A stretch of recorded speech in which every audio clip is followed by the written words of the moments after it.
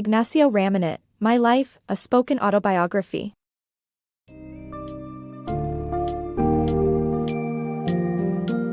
Dive into the captivating, extraordinary life of Fidel Castro, a revolutionary leader who forever changed the course of Cuba's history, in a spoken autobiography, My Life, by Ignacio Ramonet.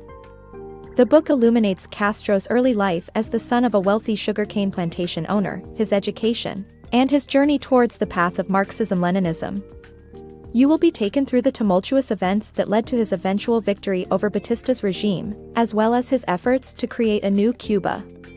Encounter the various strategies employed by the United States to overthrow Castro on their journey to uncover the truth about the Cuban Adjustment Act and the infamous Mariel boat lift.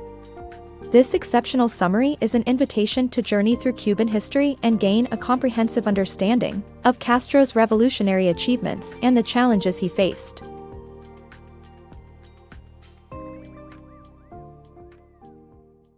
Fidel Castro's early life. Fidel Castro, born in 1926 in Cuba, was the son of a wealthy sugarcane plantation owner and a native Cuban mother. Despite his privileged background, he rebelled against authority and was deeply affected by the poverty and neglect he saw in his community. He attended school in Santiago de Cuba and later a Jesuit school in Havana. Castro's early experiences with injustice and inequality shaped his political beliefs and eventual rise to power in Cuba. The revolutionary journey of Fidel Castro. Fidel Castro's journey towards revolution began during his law school days at the University of Havana in 1945. He became a Marxist-Leninist and a follower of Eduardo Chivas, opposing the dictators of Cuba. In 1952, Batista's regime overthrew the Cuban president, hindering the country's economic and political system. Seeing no other way to change it, Castro decided to take matters into his own hands. In 1953, he led an unsuccessful armed assault on the Moncada barracks in Santiago de Cuba. Despite being captured, his revolutionary journey continued to inspire many, including his captors, who believed in his ideas.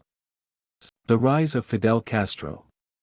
Fidel Castro's journey from imprisonment to overthrowing Batista in Cuba involved a hunger strike, meeting Ernesto Che Guevara, and guerrilla warfare.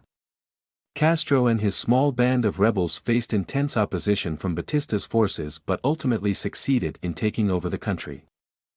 America's long-drawn economic war against Cuba. The United States has implemented covert operations against Cuba since Castro's takeover of the country, including economic and trade embargoes, CIA-backed coups, and terrorism. The aim was to halt the spread of communism in the American hemisphere and to block revolutionary ideas from gaining influence.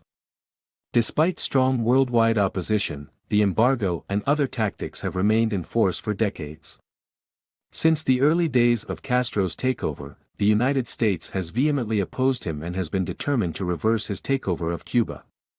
President Eisenhower approved covert CIA operations against Castro in 1959, including terror attacks and help for anti-Castro organizations. The United States also developed paramilitary forces to topple him, and the Bay of Pigs attack was a culmination of those efforts. Following the failed Bay of Pigs attack, President Kennedy instituted a trade and economic embargo on Cuba that still remains in force today. The United States banned Cuban imports, and Kennedy approved the notorious Operation Mongoose plan to disrupt Cuba's economy with tactics like setting fields of sugarcane on fire. Between 1961 and 1963, the United States conducted nearly 6,000 terror attacks against Cuba, including attacks on industrial facilities. Castro insists that Cuba has had to face more terrorism than practically any other country on Earth.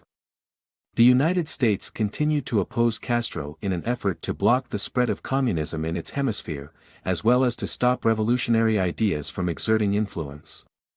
Despite strong worldwide opposition, the embargo and other tactics have remained in force for decades. The Cuban Missile Crisis. In 1962, the Soviet Union placed medium-range missiles in Cuba in response to a potential U.S. invasion. The U.S. discovered the missiles and demanded their removal, leading to a tense standoff that almost sparked a nuclear war. Ultimately, the crisis was resolved peacefully through negotiations, with the U.S. agreeing to withdraw missiles from Turkey and not invade Cuba. Castro urged a nuclear first strike against the U.S. but was rebuked by Khrushchev, who deemed it immoral. Cuban immigration to the U.S. Following the Cuban Revolution, a large number of Cubans fled to the United States. In 1965, the Cuban government opened the port of Camarioca to facilitate this exodus. The following year, Congress approved the Cuban Adjustment Act, which grants special immigration privileges to Cubans who make it to U.S. shores, thereby encouraging illegal immigration. The Mariel boat lift in 1980 brought over 125,000 Cubans to Miami during President Jimmy Carter's administration, resulting in an exacerbation of immigration problems.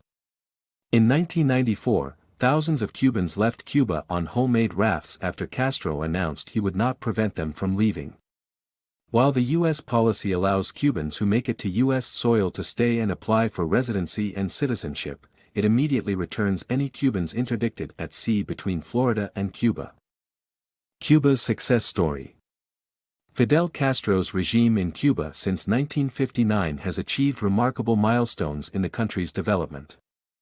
With the redistribution of seized land to campesinos, basic industries, and natural resources in the people's hands, illiteracy has been eliminated entirely.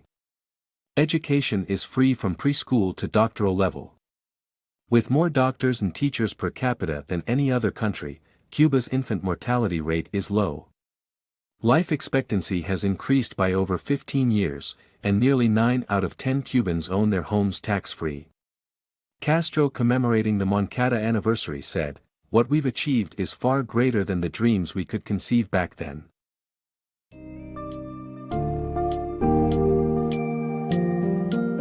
From a daring young man with lofty dreams of fighting against social injustices and dictatorship in Cuba, Fidel Castro's life was a testament to the power of resilience and ideology.